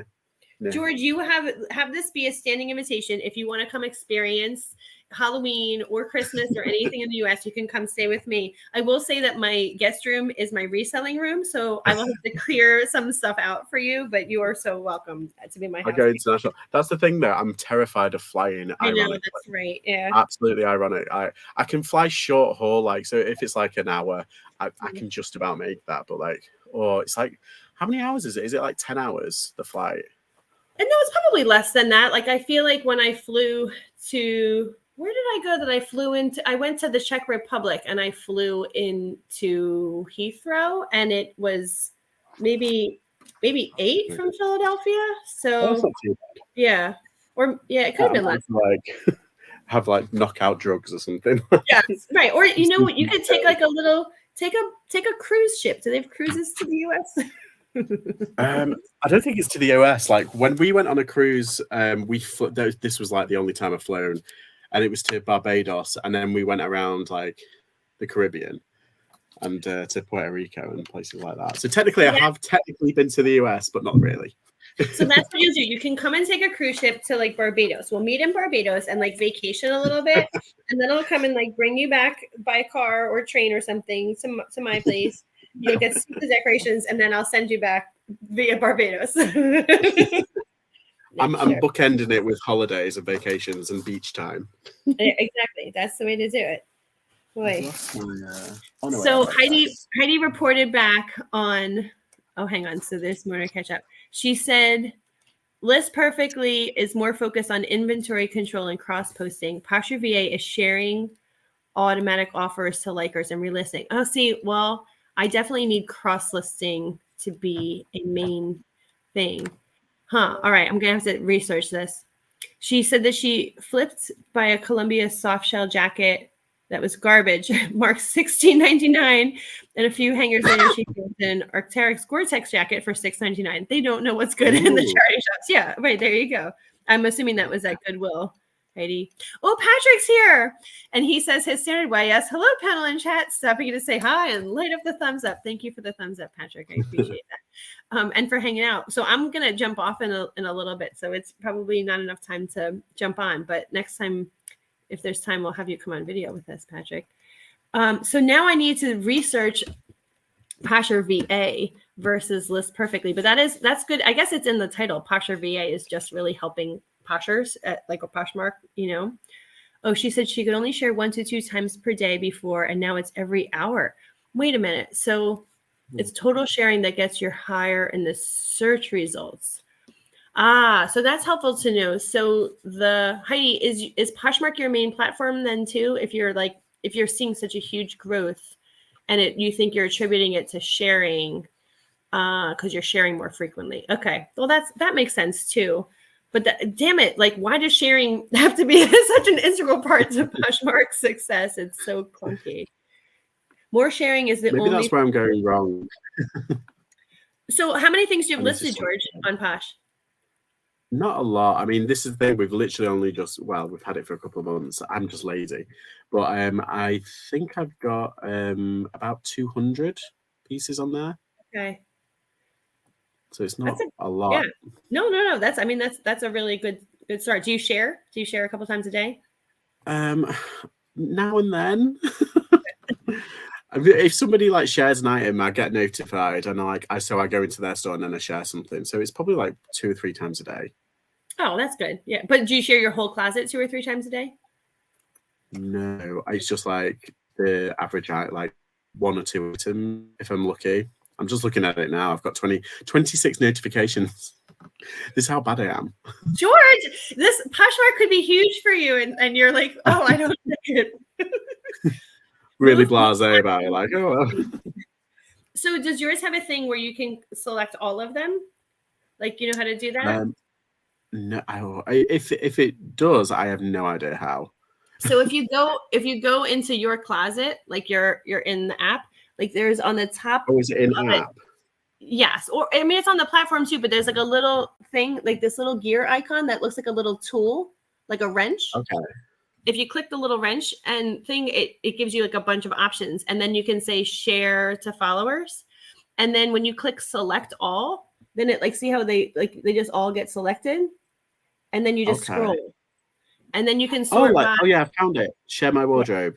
Yes, and then they call it a wardrobe. How cute! Yeah, English of like them. we know closet, like we have closet, obviously, but like I think it's just to be like, oh, we're very British. Oh yes, it's wardrobe. Share my wardrobe. So I usually sort it by available, because otherwise you'll start sharing things that have sold, which I think is a fail on their part. You should only have the option to share things, or that should be the default. And then I also sort by oldest share, so that I'm like, because my whole closet doesn't get shared every time because I have too many things. So yeah, see, well then now you can share your whole entire closet with a few scrolls, or your wardrobe. I'm sorry. There you go. Oh, it's doing it. Oh, woohoo! my channel is so informative. And I don't have 200 listings. I only have 80. I thought I had more than that. Oh, I think that's how many. Have I got that many on Depop? Is that where I'm getting mistaken? So it's just going through them now. Yeah, do you do that twice a day? I do it multiple times a day, but my whole closet, I have 2,400 and 80 items available, and so you only get 6,000 shares for the day. And so if I did it, I would use up all my shares like right away. So I have I just do it like sections. I kind of do sections. Yeah. Oh, I'm so excited for you, George. Let's see if you sharing now, if that makes a difference that Heidi's talking about, because this could be I like, will do it. I tell you what, I'll make this pledge. I will try and do it at least 3 times a day, and I'll put more listings up. Actually, I'm going to put a few more. I'll try and do another like 50 tomorrow or the day after, all over the next couple of days, and I'll be sharing. George, do you regret coming to chat with me because you have like 100 homework assignments? Homework. I've got tasks. You're making me busy, kid. This is meant to be like a lazy job. Meanwhile, the one thing, right? Yes, that's why we're all in reselling. The one thing that you were supposed to be doing, editing your video tonight, did not happen. I know. That's I'm really a procrastinator at heart, though. Yeah, samesies. I mean, aren't we all? Heidi said she would only share 1 to 2 times per day before, and now it's done every hour. And it's the sharing that gets you higher. She said, I read that already. And then she says more sharing is the only thing that she did that made that change. So I think that could be powerful. I wonder if I need to switch over for the sharing, or if I can just figure out how to get my Flip app, since it's free to do that for me. Oh, she said that Cost, I don't know if I'm saying that name right, has a store in Chicago, George. Oh, cool. Yeah. So that's interesting. I don't know how expensive it is over there, but it's kind of like it's like a higher end. I'm trying to think of an equivalent, but my brain isn't working. Yeah. But yeah, it's higher-ish end. Yeah. Over here. It's curious, like I think sometimes stuff that's like, you said it was Swedish. Is that where it was from? Sweden? Yeah, I think it's actually Swedish. Yeah. I feel like sometimes people like look to that kind of stuff like, oh, it's imported, it's Swedish or whatever, and then some people are just like, oh, this is no. Yeah, but then it's like made in China. Well, that was like the portly jacket that I have. I was like, what is this? I thought it was Italian, but made in China. Yeah. You do find stuff that are like made in obviously those countries. Like I found some jeans that were made in Japan, and they're selvaged jeans, so they're quite more sought after. Yes, that's the thing. Yeah. So I'll try them out. I think someone said, "Oh, you could get good money for them." I was like, "Okay." So I only paid £5 for them. I think I could probably make, I don't know, a fair bit on them. I think I'll do quite well on them. That whole salvage, the Japanese salvage thing, like they have it down, and that doesn't that like add to the value somehow? I don't know enough about it.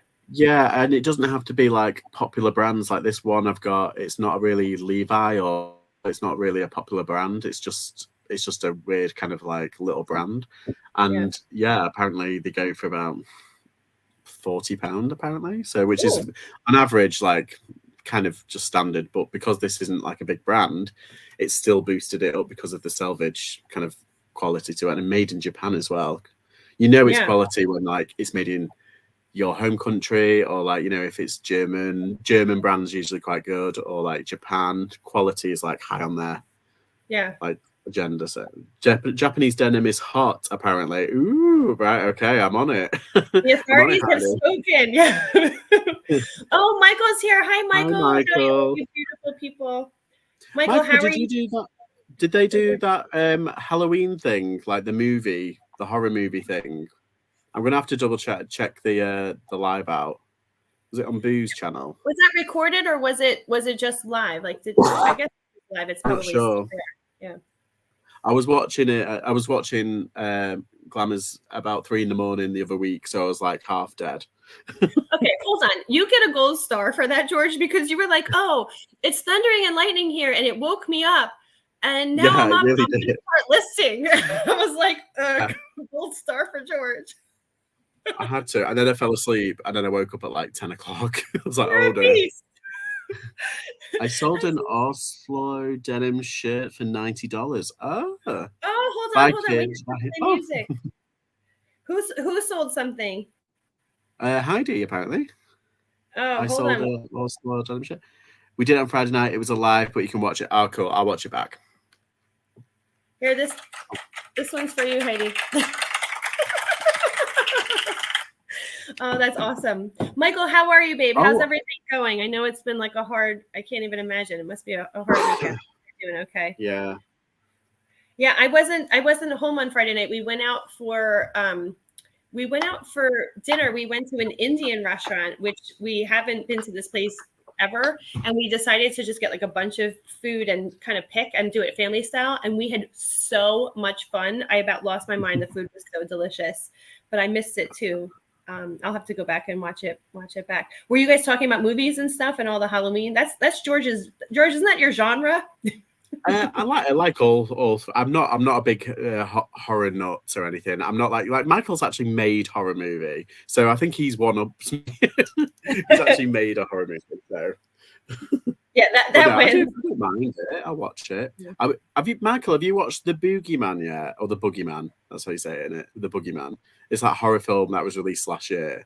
It's on Disney Plus over here, and I want to watch it, but I want to make sure it's like okay, because I don't know. I'm kind of like my time is precious. Although I can have it like in the background while I'm working, so it won't be as scary then.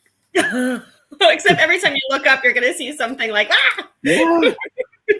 That's what happened when I watched Insidious for the first time. Have you seen? Is it Insidious? The first one. That thing. There was a thing that made everyone jump, and I didn't realize. And it went around the internet, and then I was like working while I was watching it, and then I looked, and it was there on the screen. I was like, "Whoa!" I literally shouted. I went, "Whoa!" That's why I can't do anything scary. I'm such a wimp. And then it'll fester into my nightmares and my dreams and all that stuff. Michael, you are another brave soul if you A, like that genre, and B, the fact that you've made those movies. He said he's not. They watched Talk to Me. Do you know that one, George? Watch Talk to Me. Oh, that's the one, the New Zealand one or the Australian one, isn't it? Is that the one where they hold that hand and then they go? And it's made by YouTubers as well. That the lads that made it, they're actually YouTubers. No, I haven't seen it. I really want to watch it though. A lot of people said it's really good, but then there's a few people who I respect that said it's not very good. I'm like, oh, but yes, it's with the hand. What's Michael's vote? Michael, how was it? Was it good? Oh yeah, on a scale of like 1 to 5, how many stars? I'll trust you. I trust you. How many hands? Oh, Heidi had to go to say goodbye. I'm glad she got a good sale. Oh, that's good. I actually just had a sale too on eBay. I sold this. Let's see if I can pull it up without showing. Vintage little girl's dress for $39 plus shipping. Oh, that's cute. Just, I mean, basic 1980s, but $39 for a little girl's dress. I will take it. Take it. Yay! Yeah. So it's been a fruitful little chat. I got through. Look how much I have that I itemized on my little receipt. Oh my gosh, you're so prepared. Well, so my whole process, I just take in everything that I got from the bins, and it's nothing sophisticated. I just write down so I know what it was. But then I divide it by how much I spent to get a per item cost. So let me, hold on. Talk amongst yourselves while I'm going to tally. 1, 2, 3. Okay, Michael says it's meh, but it's interesting premise. I give it 3 stars. Okay, and Patrick's got to go, but he says, stay awesome, y'all. Thanks, Patrick. Oh, I've got such a tickly throat. It's a hangover, not hangover. It's like the holdover from last week. I was like poorly, and then I felt better, but then it's like still like a tickly cough, and so I've got these little aids, these Strepsils sweets that so yummy. Do they help? I was popping like the menthol ones the other day. Yeah, it's like a strawberry menthol kind of thing. Yeah. Did you say that Patrick had to go? Bye, Patrick. Thank you for stopping in and for the thumbs up and always saying hi. It's meh. Yeah, I can't. Oh, he gave it a 3 stars. All right. Well, Michael knows. He's the authority. So I got through today and the other day. Collectively, I have 45 items so far from my haul, which if I stop now would make my average cost per item $2.47. And I still have a decently sized pile to get through. So I'm feeling good about about myself. Although I will say I got some weird stuff like that members only jacket that I don't know if that was a find or crap or treasure, crap or cash. So that'll be that. I think that sounds pretty good. Yeah, so Heidi said in the chat that she thinks that it's a more modern members only jacket, which I didn't know that they made modern stuff. I thought that was just like a vintage brand, but I guess I'm going to clean it up and we'll see. And as long as I make more than $2.47 on it, I'll consider it a win. But I think I probably need to be more discerning when I go, but it's so attractive to just say, oh, I'm just going to throw it in the cart and pay by the pound. It makes it more innocent somehow. Yeah. I don't know. All right. I need to get blasting too, because the girls will be home soon and I need to figure out dinner. Maybe we'll have some of that Indian left over tonight. They had like this really good naan. It had, there was garlic naan, rosemary naan, and naan with like a chocolate spread inside. Ooh, it was like, I've never had that. Me either. I didn't even like, delicious. Yeah, I always think naan is more savory, but it almost reminded me of like a crepe.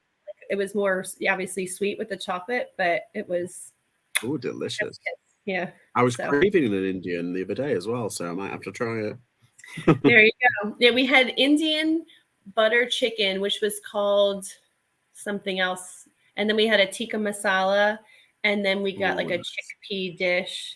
And then all the naan, and we were so full, and we had leftovers. It was like we only shared those 3 entrees. Oh no, and we had samosa fingers too. Have you ever had those like little pockets with chickpeas and curry? They're delicious. Samosas are lovely. They're kind of like a big thing in the UK. Oh really? Yeah, Indian food is like a big kind of thing. I'm not a big kind of like Indian kind of like foodie kind of person, but when I have it, I really enjoy it because I don't eat it that often. But when I do, it's delicious. Well, isn't that like a whole thing that British people say? Like, you're going to have a curry. Like, does having a curry just mean I'm going to go out for Indian food? Is that like the thing? Essentially, it's like, oh, I'm going to go get a curry. That's basically what it is. I'm going to an Indian place. It's like I would argue that actual curry is like our national dish in a certain. We've kind of, what's the word? Not co-opted, but appropriated. Yeah. So I'm sorry, all the Indian watchers and viewers. We love your food. I think that's fantastic. Like, I love that, like, just the assimilation and just, everything's a melting pot. And I guess you would say some of the same thing, like maybe pizzas, unfortunately, probably the United States food. I mean, that's Italian, but same thing with Chinese takeout or things like that too. But well, George, I'm so glad that you were around to hang out and have a couple laughs with me. And I'm sorry, you made me do work as well. Yeah, but not the work that you needed to do. I was a total distraction. So. That's true, but at least I've got 10 or 12 pictures already done, so I can just list to my heart content while I'm watching a horror movie. See, right, there you go. Or while you're editing well, I guess you can't do both of those at the same time. Oh, hang on. Michael said that Japanese curry is better than Indian curry. I don't know that I've had Japanese. Yeah. No, I've had Thai curry. That's. I was going to say that I've had Thai curry too, like a coconut curry, like Thai. I feel like there's a lot of coconuts in it. Very coconutty, very limey. Yeah. Oh, his favorite horror film is Last Night in Soho. I watched that recently. It's pretty good, isn't it? It's quite good. Yeah. Is it a new one? Is that new? It's relative. It was out 2 years ago, maybe 2-3 years ago. But it's a bit scary. I didn't realize it was that scary. Actually, I thought it was mainly a thriller, but it wasn't. It was quite jumpy. It made me jump a couple of times. Yeah, I wouldn't recommend it to you, Vicky. Like that's actually like the worst part of it for me is I don't like that feeling. And no, especially if it's like, I can't do stuff that's too real. Like if it has to do with children or like things, that could be real. Like if it's some kind of like zombies coming to life, okay, I that's like whatever. But if it's like somebody who's abducted someone, I can't. Yeah. This was kind of half. But anyway, I'll let you go. All right, party people. So I might be back on this week. I clearly have more on my Goodwill pile to get through. So hopefully I'll chat with with you, George, live at any point, or anybody else in the chat, Michael, if you're around. And I think Patrick had to go and Heidi had to go. But thank you for hanging out with me, guys. This has made my job a lot more fun. So, all right. See everybody soon. Bye, guys. Bye. Bye.